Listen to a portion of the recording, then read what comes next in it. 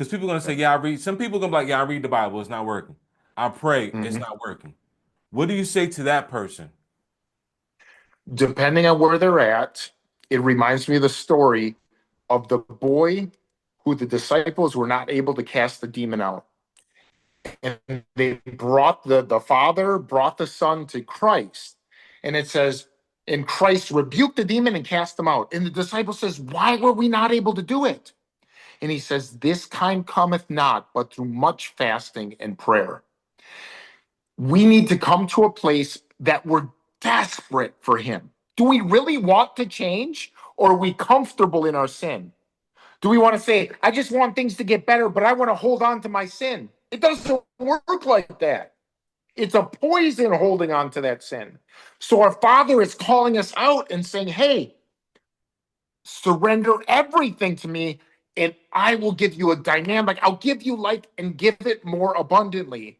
And he's calling us out not to be perfect, but to surrender the sins that we want to hold on to.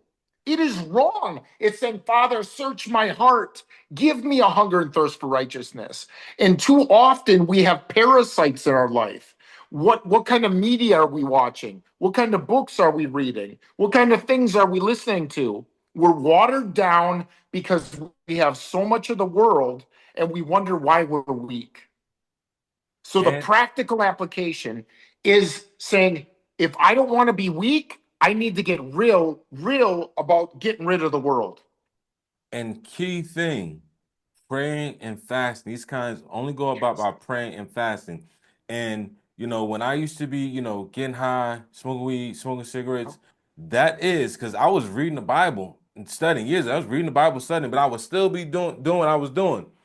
But it wasn't until I read that scripture several times and I started implementing the prayer and the fasting, the prayer and the fasting. It breaks so many bonds. And some people be like, well, how does that work? Well, one, you know, everyone may not read certain extra biblical books, but the only book that I've come across is the book of Enoch, where it talks about these evil spirits. They eat, right, and are never filled. Mm. The Bible doesn't say that. This is an extra biblical book by Enoch, right? And it says they eat, these evil spirits they eat and are never filled. So it drops you like, why does Christ say pray and fast? Why does he say you fast? Because these spirits that's in us, they got to be broken. How are they broken? Through food. And then you see the Mm. first sin came through what? Food. Mm. Yep, yep, Came through food. So we yep. have to, so someone that's listening right now, if you're in a situation when you're reading the word, you're praying, you're studying, and you're still feeling down, things are not changing. It's time to break into a fast and break the Yes. spiritual hold.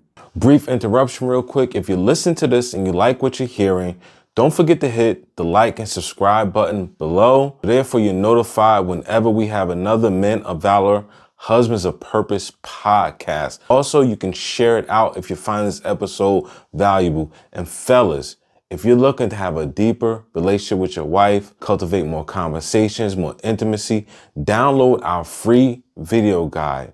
It's in the descriptions below, or you can just go to connectionconversations.com, download our free video guide, and start getting more intimate with your wife and just really build that bond, build that friendship, build that love. Go to connectionconversations.com, or you can just click the link in the description. Peace and blessings. Back to the episode. And it says, this kind cometh not. There's certain strongholds that for whatever reason they have grips in our lives.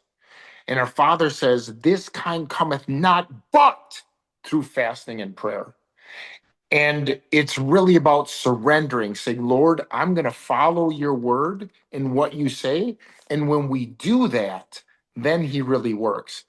And it's also letting go and surrendering the things of this world that we hold on so tightly. It's poison to our bodies. It's poison to us.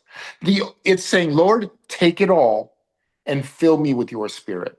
That's right. And it's like, I believe it's in Matthew chapter 6 when he says, like, Christ is basically saying, like, be careful what you watch.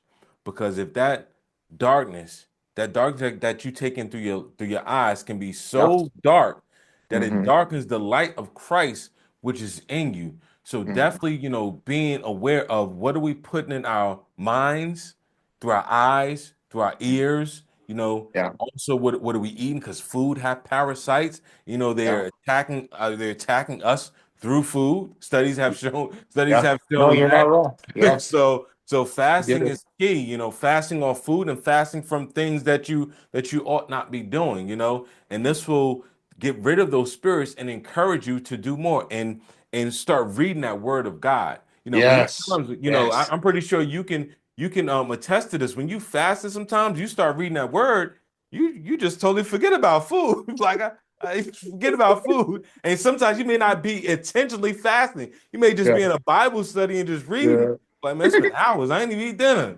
Just Yeah. passing through it. And it's his spirit that fills us. And that's what it's all about. He fills us with his spirit. And it allows us, it's his love that not only cleanses us, but it gives us joy, peace, the fruit of the spirit, love, joy, peace, patience, kindness, goodness, faithfulness, gentleness, and self-control, which allows us to avoid all those trappings and parasites that weaken us as the body of Christ.